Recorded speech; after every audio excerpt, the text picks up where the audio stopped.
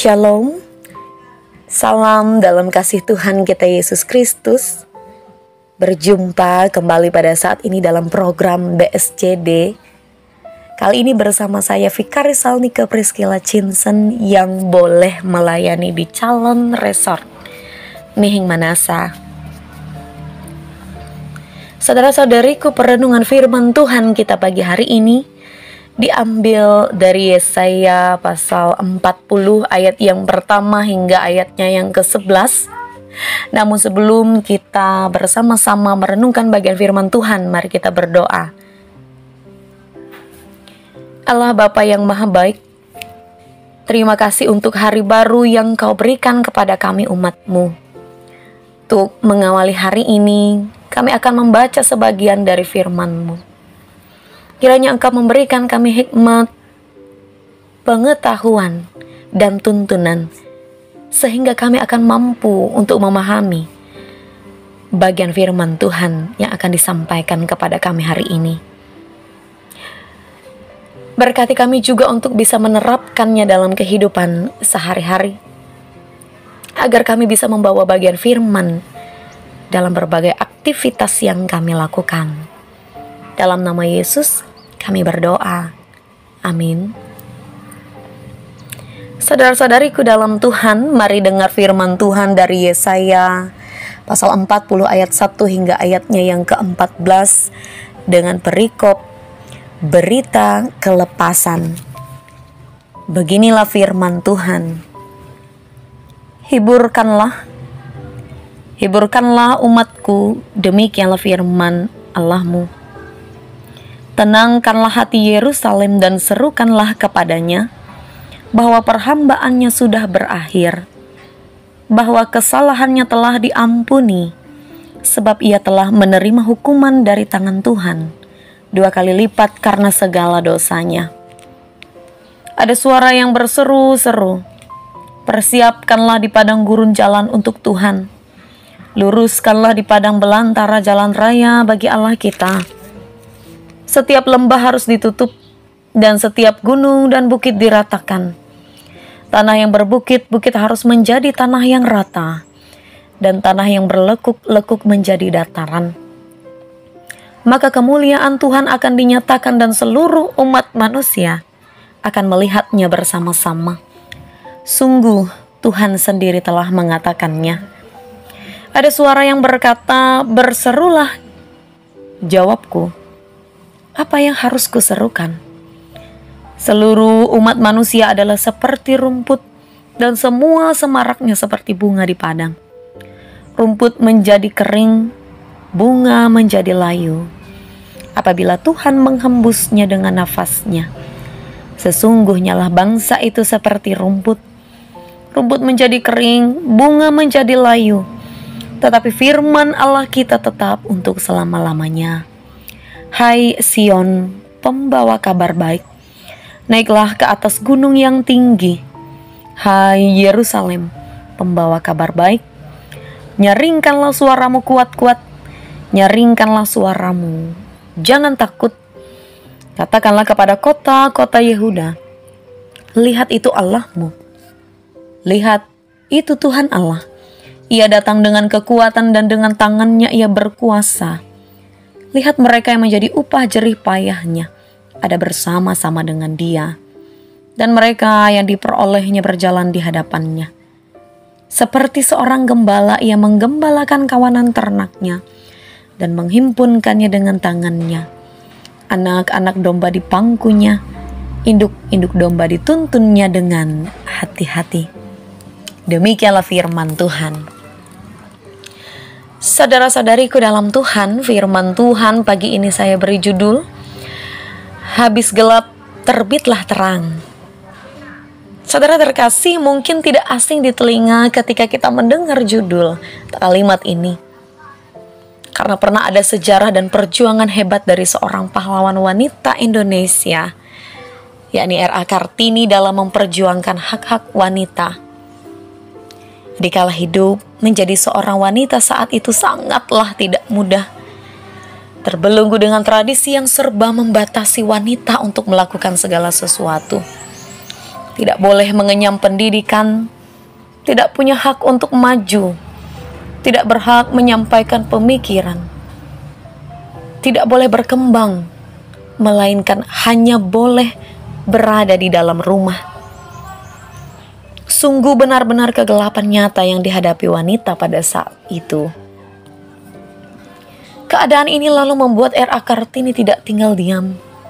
Ada kerinduan di dalam hatinya untuk berjuang agar kaumnya diberi kebebasan. Oleh karenanya hingga sampai sekarang ini, ketika kalimat ini kita dengar, maka kita akan langsung termotivasi. Kalimat ini memotivasi kita semua. Demikian juga kalimat habis gelap terbitlah terang sangat melekat dalam sejarah penyelamatan manusia. Perjuangan Allah dalam membebaskan umatnya dari belenggu penindasan bangsa lain merupakan bukti bahwa Tuhan ingin membawa umatnya keluar dari kegelapan menuju terang. Kitab Yesaya memberikan kita sebagian besar gambaran perjalanan bangsa pilihan dalam kehidupan iman mereka kepada Allah. Terbagi dalam 2 bagian perjalanan. Dalam pasal 1 hingga pasalnya ke-39, kita akan melihat hukuman terhadap bangsa ini. Kemudian dilanjutkan pasal yang 40, ialah bagian kedua yang merupakan titik terang dan rencana pemulihan bangsa ini oleh Allah. Bapak Ibu, kita mengenal bangsa ini tidak hanya karena mereka adalah umat pilihan Allah, namun juga karena tegar tengkuk dan kekerasan hati mereka yang membawa mereka pada hukuman yang harus mereka jalani dalam keadilan Allah. Kita membayangkan keadaan bangsa ini ketika mereka diperbudak kembali, diperlakukan dengan tidak adil, bahkan hak untuk hidup dijajah karena semua diatur. Merupakan kegelapan nyata yang dirasakan oleh bangsa ini. Keadaan yang tidak bisa terjelaskan, bahkan keadaan kekhawatiran yang terus menakuti mereka setiap saat. Namun dalam keadilan dan ketegasan Allah, Ia tetaplah Allah yang juga penuh kasih, yang tidak melihat seberapa besar kesalahan kita. Dalam pasal 40 ada terang pengharapan yang dinyatakan Allah kepada bangsa ini. Demikian pun dalam perjalanan hidup dan gumul juang kita masing-masing. Terkadang ada banyak hal yang terjadi, pergumulan, persoalan dan lainnya, membuat kita khawatir bahkan hingga hilang pengharapan. Bagian firman Tuhan hari ini merupakan pengharapan yang tidak hanya diperdengarkan bagi bangsa pilihan pada saat itu, di tengah pembuangan mereka, tetapi juga bagi kita saat sekarang. Di tengah-tengah segala sesuatu yang kita alami, Allah menyatakan dirinya, Allah yang penuh kasih dengan segala rancangan masa depan yang penuh harapan, menyediakan masa depan manis bagi kita yang percaya kepadanya. Ayat yang pertama hingga ayatnya yang ke-11 memberikan pengharapan bagi bangsa. Demikian juga bagian firman Tuhan dan kasih-Nya kepada kita. Firman Tuhan membuat kita mengingat bahwa pertama Allah sudah mengampuni dan siap memulihkan. Penghiburan itu yang menjadi titik terang bagi bangsa pilihan, yang juga adalah anugerah Allah. Allah tidak pernah kehilangan cara menunjukkan belas kasih-Nya.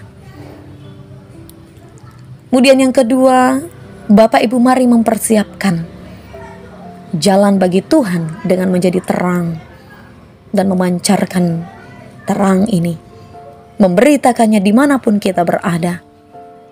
Kemudian yang ketiga, jadilah pembawa terang itu sendiri. Terang dalam karya tindakan, dan karena berkat terang yang menyala itu di dalam diri kita, membuat orang lain, membuat sesama menjadi terberkati. Layaknya R.A. Kartini, ketika di dalam dirinya ada sumbu dan terang itu menyala. Menyala hingga terlihat dan terpancar di dalam kegelapan, sampai terang itu mengalahkan kegelapan. Demikianlah hidup kita semua. hendaknya menjadi garam dan terang di tengah dunia yang hampa dan gelap, di tengah kehidupan kita, di tengah ragam gumul juang kita. Tuhan Yesus memberkati. Kiranya Roh Kudus menolong dan menguatkan saudara-saudari lewat firman-Nya. Amin. Mari kita bersatu dalam doa. Kita berdoa. Mengucap syukur atas bagian firman Tuhan. Luar biasa Tuhan mengingatkan kami. Allah yang setia, Allah yang adil. Allah yang selalu menunjukkan kemurahan-Nya kepada umat-Nya yang percaya. Demikianlah bagian firman Tuhan hari ini. Kami belajar. Bahkan biarlah melalui bagian firman-Mu ini Tuhan, kami boleh dimampukan untuk menjadi pelaku bagian firman Tuhan, untuk menjadi terang di tengah-tengah kehidupan kami. Diberkatilah kami para pendengar, diberkatilah hamba-Mu yang telah menyampaikan bagian firman Tuhan, kiranya berkenan menjadi persembahan bagi Tuhan. Di dalam satu nama anak-Mu Yesus Kristus kami berdoa dan bersyukur. Amin.